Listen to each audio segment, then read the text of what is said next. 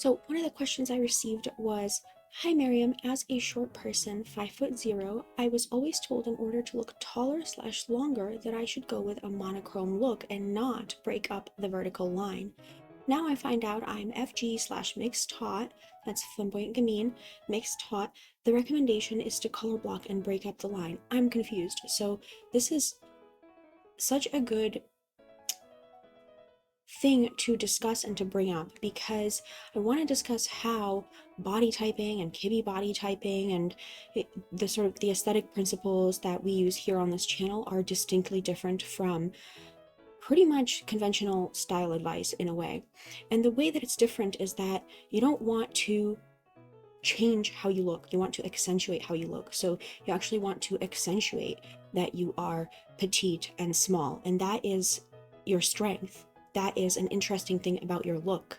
And so if you're someone who is short and curvy like Marilyn Monroe, you want to accentuate that you're short and curvy because no one else is going to do short and curvy better than you. Just like flamboyant gamine, mixed taut, no one else is going to do short and petite and staccato silhouette better than you. So long as you are trying to look taller, you're 5'0", you can look a bit taller. And I'm not saying if you want to look taller, you ought to take those tips. But at the end of the day, you're not going to look like you're 6 feet tall. That's for the flamboyant naturals, that's for the dramatics, and they're never going to look like you. And so that's why with this approach that I use and a lot of other people use too who are inspired by Kibbe body types and things like that, it is distinctly different from conventional style advice, which is always to sort of like balance and sort of wash out all of your unique qualities, basically. Like, if you are pear-shaped, you want to balance that you're pear-shaped. If you are an apple, you want to balance that you're an apple. If you're tall, you want to balance by trying to look shorter. If you're short, you want to balance, quote, balance by looking like you're taller. It's just trying to look like someone you're not all the time. And the thing that happens when you try to look like someone you're not is you end up looking like kind of like no one, because if you're 5'0" or 5'3" or 5'4", you're not going to look that tall. Even if you do look taller, you're 5'0", you may end up looking like you are 5'3" or 5'4". That's still not that tall. So you're going to kind of just wash out any sort of unique thing that is about you if you try to take this sort of balancing approach, so to speak, like trying to just look like everyone else or trying to look taller if you're shorter if you're taller.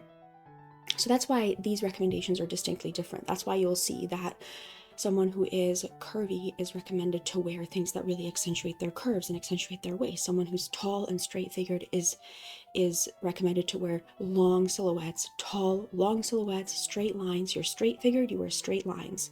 If you're straight-figured, you're not going to be wearing things, a corset to like make your waist smaller and then a cleavage bra to make your chest bigger and all of this stuff. You're not going to do all of this stuff. You're going to honor how you look, and that's going to be your best look. And that's why this set of techniques is so different and, in my opinion, so successful compared to other techniques, because you're going to accentuate what is unique about you, what's unique about your look.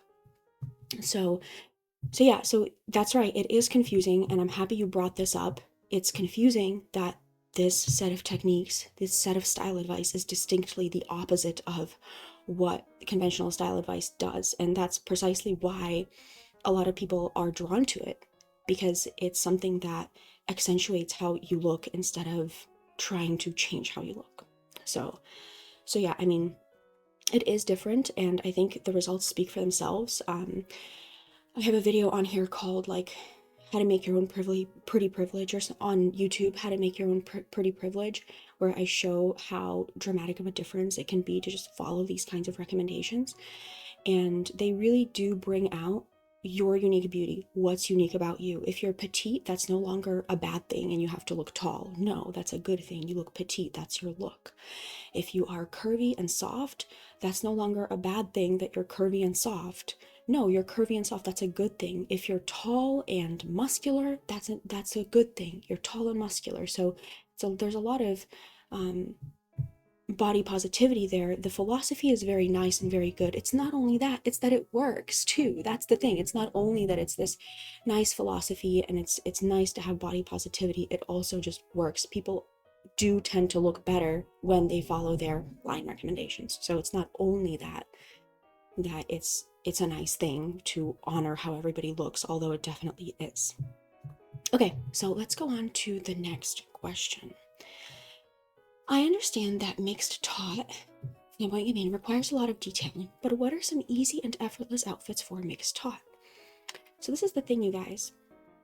When I get a question like this, I try to answer it for multiple body types just so that people aren't left out. Like, I know mixed taut is like 1 of 10 or 1 of 13 body types. So in general, what I would recommend if you want effortless outfits is to go for getting your silhouette right. So if you're mixed taut, you want to have like a difference in silhouette, like something, an oversized sweater with a really tight bottom, or a really tight top with oversized cropped pants, things like that. And so you want to do something like that if you're mixed taut. And all the line recommendations are different for each of the types, but you want to just get your silhouette right. And you want to do that in basics, like just a regular oversized sweater, regular pants or something that are pretty form-fitting, or vice versa, like I said. And then the key is that once you get your silhouette right, you're going to accessorize in your type's accessory recommendations, and that's going to pull your look together. And it's also going to be something that's very effortless. Think about accessories, think about jewelry, bracelets, think about how you do your hair, how you do your makeup. All of those things are sort of like, I mean, hair and makeup are not exactly accessories, but just the things that surround the outfit, even shoes, things like that. But keeping your clothing pretty simple is an effortless way to go about style, because the thing is that clothing, well, you have to iron it, you have to dry clean it, you have to tailor it, you obviously have to launder it, etc. You don't have to launder your bracelet, do you? You don't have to really do much with your jewelry usually. Of course you have to upkeep it and you have to get it cleaned sometimes, but it's not something that you're just having to constantly upkeep. So having accessories, having jewelry and shoes and things like that honor your lines and honor your body type, that's going to be the way to have an effortless style. The other thing is that you can wear the same bracelet for an entire week and no one's going to be like, why are you wearing the same bracelet? So if you wear the same shirt for an entire week, you would obviously never want to do that for all kinds of reasons, but definitely that makes accessories so much easier. So getting some really basic top and bottom, or like basic dresses are even easier. I mean, dresses are just one piece, and then accessorizing everything based on your body type's recommendations. In terms of the accessories, it's something that is a separate video altogether to do like accessories for the body types, and I think I should do that.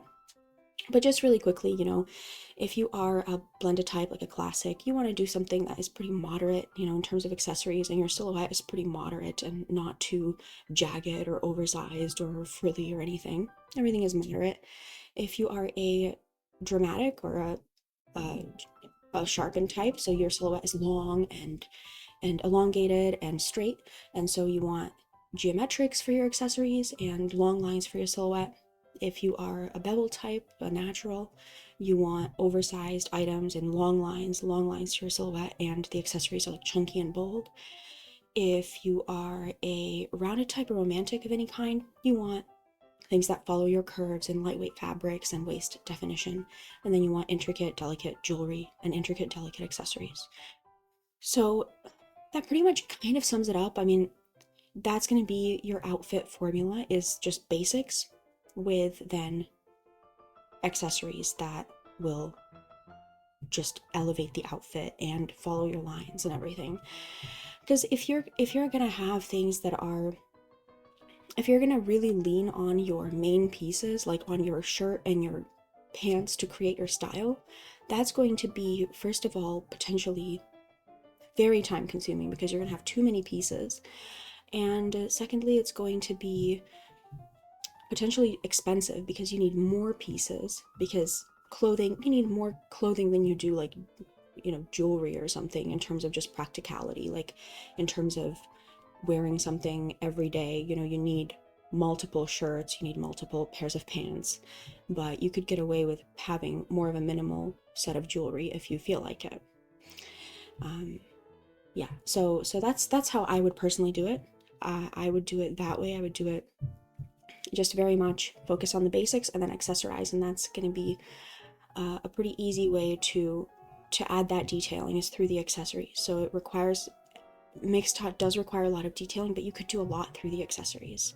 So that is it, you guys. I hope you enjoyed this video. This was an excerpt from a longer club Q&A that I did on Miriam Style Club, and I'll leave a link down below on how you can join. This Q&A was around an hour long or so, and usually they're between 45 minutes to an hour. So if you enjoy this kind of thing, or if you want to submit a question, then you can take a look down below on how you can join club. Okay, I hope you enjoyed it, and I will talk to you next time. Bye.